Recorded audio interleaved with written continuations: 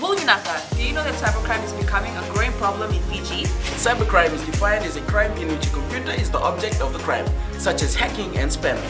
Cybercrime is also cyberbullying and using fake profiles to cause panic and spreading false news. If you're involved in this or know anyone who's committing these crimes, report them immediately.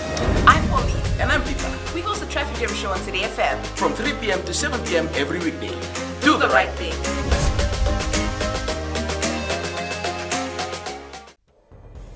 Yanavinaka, Fiji. In this bulletin, novel coronavirus continues to spread.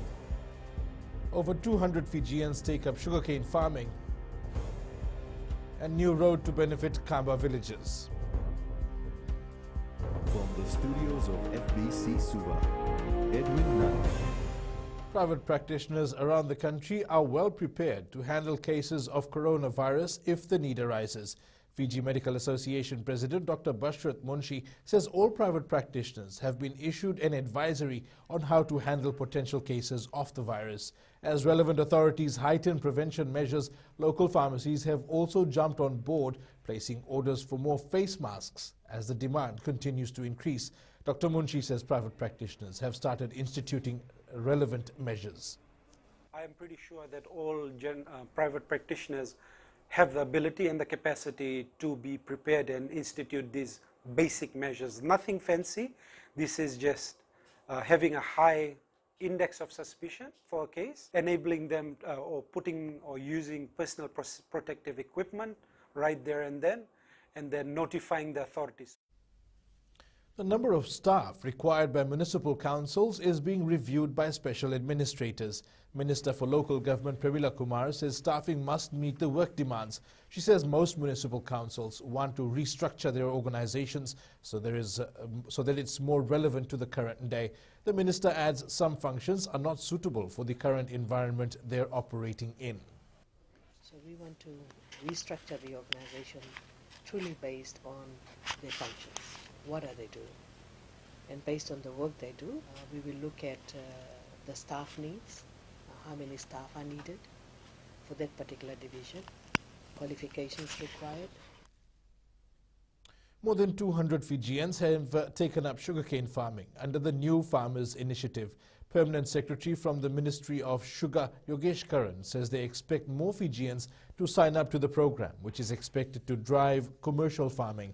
Karan says there are a number of subsidies that the government is supporting, including the Stabilization Fund, which guarantees sugarcane farmers $85 a ton.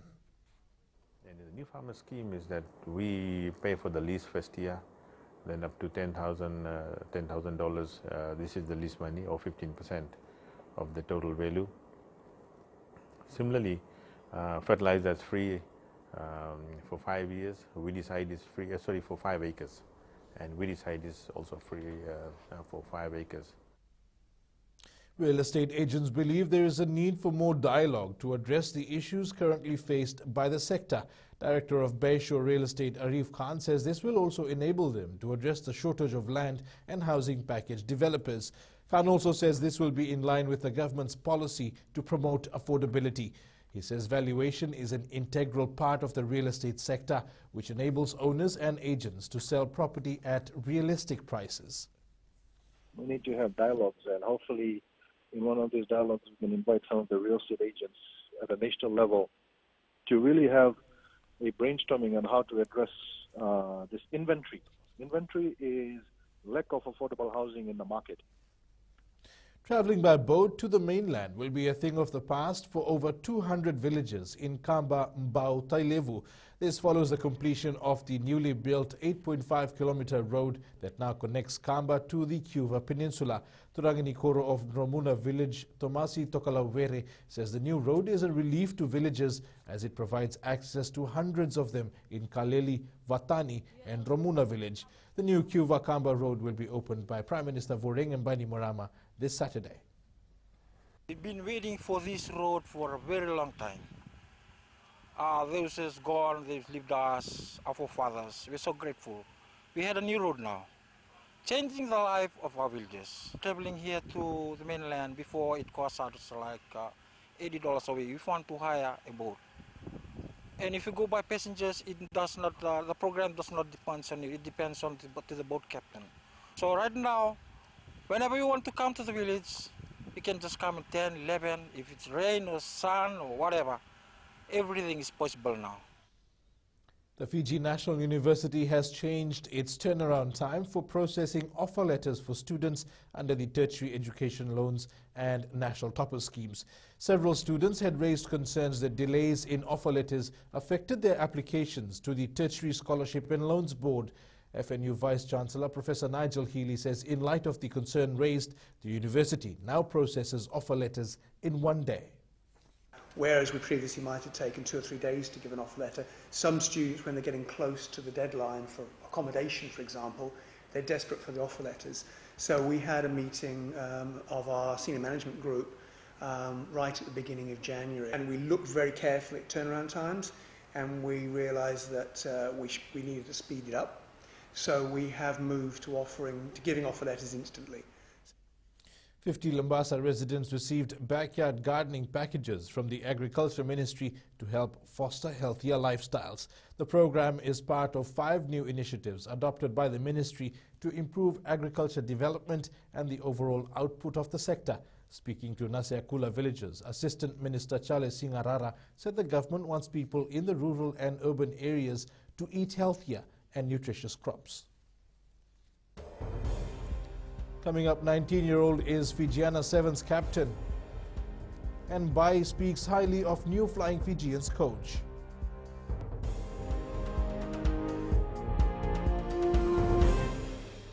Oira na ngone no de nunu enda be singe ni mataka. Mersi sunga da kena loma dina kilo mikron. Sakena ngau na mitaro bina no rabak sangai ka wala loma taki na ngone. Dala bina oya o meliki. Bulre oya o Samuel Samuli. Nama ki rau enda be mataka. Moniti kina pakarombuka. Ni wai tiri kalimana miniti me ono kina tiri na kaloko.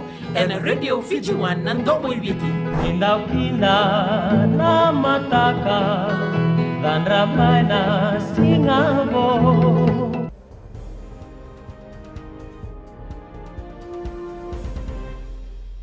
Welcome back. History is being created in Fiji rugby with a 19-year-old to captain the Fijiana at a World Series tournament. I want to try and keep on improving, just like our coach said, in every tournament we go to.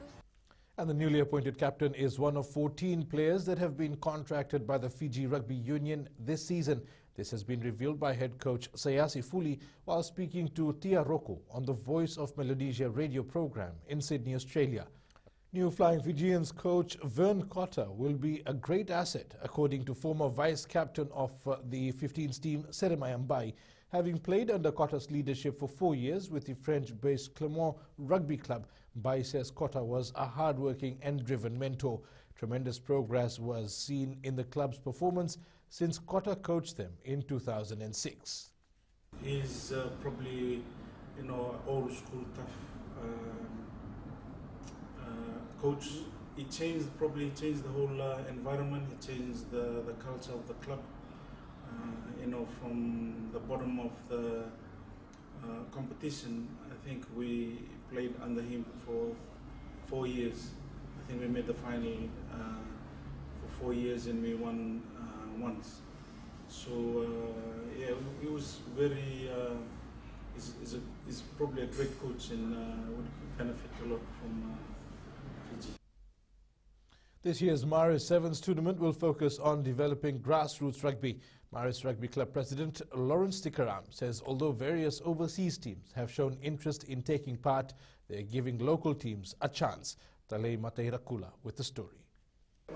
Developing the skills of local players is the key focus of the tournament. Our guys deserve to develop amongst themselves first, and where the opportunity is to bring world-class teams to come and play amongst them, then surely we will definitely embrace that. Yeah. Maris Rugby Club President Lawrence Tikaram says they were approached by overseas teams. Like every year, teams inquire. We had one inquiry from South Africa, 2 inquiries from New Zealand and Australia, but then we leave it at their disposal. Tournament sponsor Paradise Beverages General Manager Michael Spencer says they look forward to another successful tournament. A big proportion of that is the Maris Rugby Club, and we feel quite privileged to be part of that club and really looking forward to seeing the games. This year's tournament will run for 3 days. It will be held from the 19th to the 21st of March at the NZ Stadium in Suva. Palima Terkula, FBC Sports.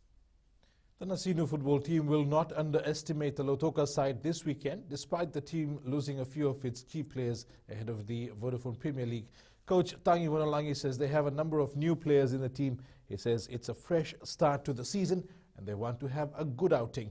Nasinu will face Lautoka this Sunday at Churchill Park at 3 p.m.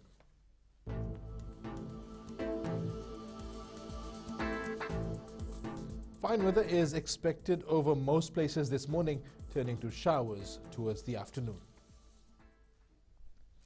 And that's your FBC Morning News. Remember to join us at 1 p.m. and 7 p.m. for our major bulletin. For these stories and others, you can also tune in daily to our sister radio station, Gold FM. That's it from me for now. Have a good morning.